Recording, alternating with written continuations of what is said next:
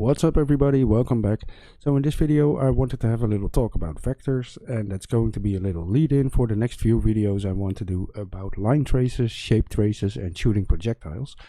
So we are going to be working with vectors quite a lot in those videos, and it's just useful to know what you're talking about.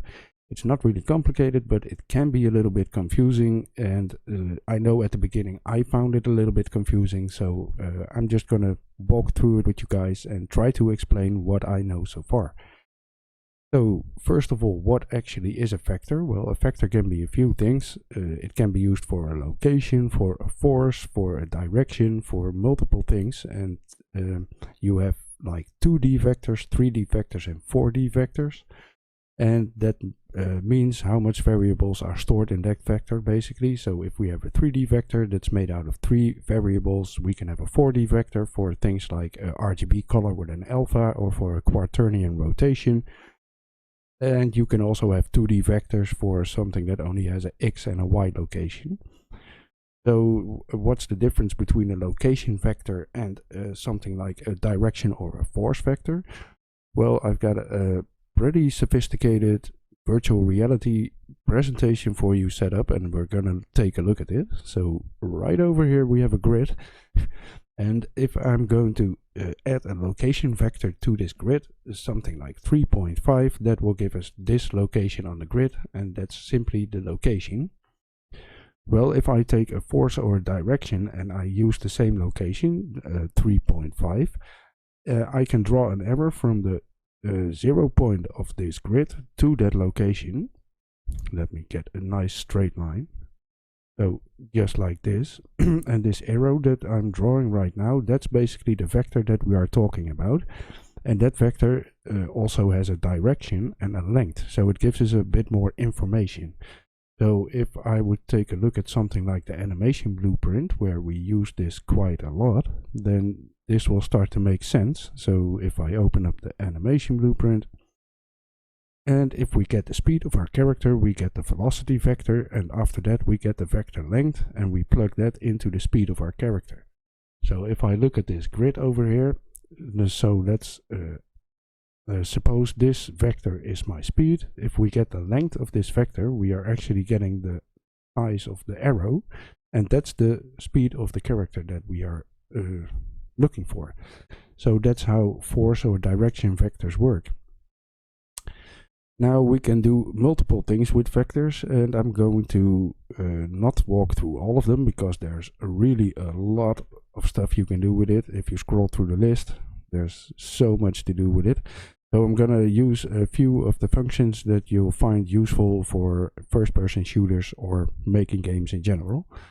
So as I have on screen here, we can use a get forward vector node, and in the same way we can get a right or an up vector. So get right vector or get up vector, and that means you get the vector from an actor or something that has a rotation, and you know what way it's facing. And with this vector it will return a vector with a length of 1, and that 1 also represents 1 unit on Unreal Engine grid.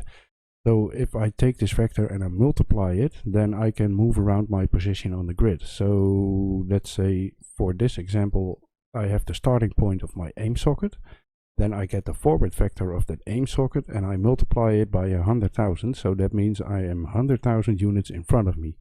So if I would simply change this to 100, you would see we get a very short line trace of only 100 units, and then it will stop. Just like this. So that's how you can use get forward, get up or get right vector to determine new positions on the grid basically, just by getting the rotation of your character and then getting the according vector. So that's a get forward vector. You can also get a unit vector direction, and that's something you would use more when shooting projectiles. So if I right click and get unit direction vector,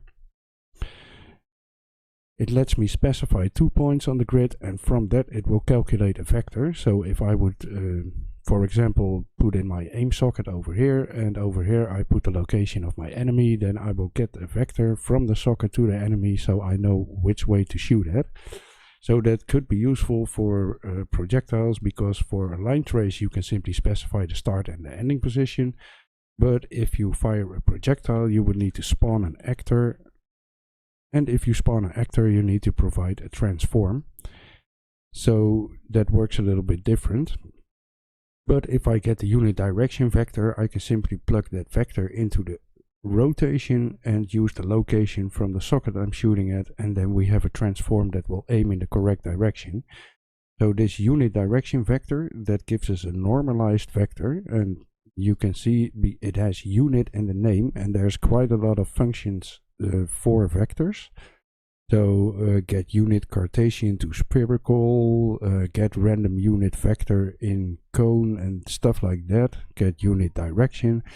And every time you see unit, that means it's a normalized vector, and that means it has a length of 1.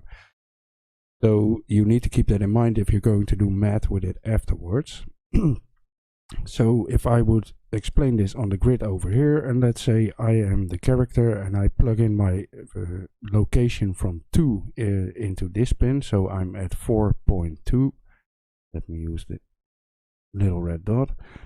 And my enemy is at 6.5, for example, so I put that into the second pin. Then it will calculate the vector from the starting point to the end point, so I will get this vector that I'm drawing right now. So that's how you can use a get unit direction vector from and the 2 pin. We can also get a random unit vector in a cone, for example, and we can use that to make random spread. So if I would disconnect my recoil and my sway from my weapon, then I would pretty much fire like a laser without any recoil or spread.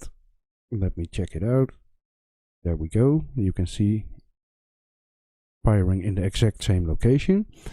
So if I would take a unit direction vector, I could apply a random spread to that vector. So if I right click and get random vector, so you can get random unit vector in degrees and radians. You can get an elliptical offset as well instead of just a cone. And it kind of depends on what values you plug in, what you want to use. It's a bit more easier to use the degrees one, because you get a bit more workable variables. So for example, I mentioned it will return a vector with a length of 1, so after that we have to multiply it again. So make sure you plug it in right in front of the multiplier, get the forward vector from the socket, then specify how much random variation you want, so something like 5 degrees for example, and that's the half angle, so it will give us a 10 degrees cone. Plug this back in, and right now if I start firing, you can see there's an even random spread in a cone applied to my vector. So you can use this for when AI is shooting at the player, for example. You can add some random spread to that. And next thing I want to show is a dot product, and that's probably the most useful of all of them, but it's also a little bit more complicated. I'm gonna show you by opening another blueprint I made. Let me see. So a dot product basically tells you the difference between 2 vectors. So let's assume that I am a player character and I'm facing in the direction of the blue arrow, and to the right of me is an enemy standing over here, and the direction I would need to be look at to face him is the red arrow. So if I get the dot product of that, I can determine if I'm actually facing him or not. So let me plug this into the map and let me show you.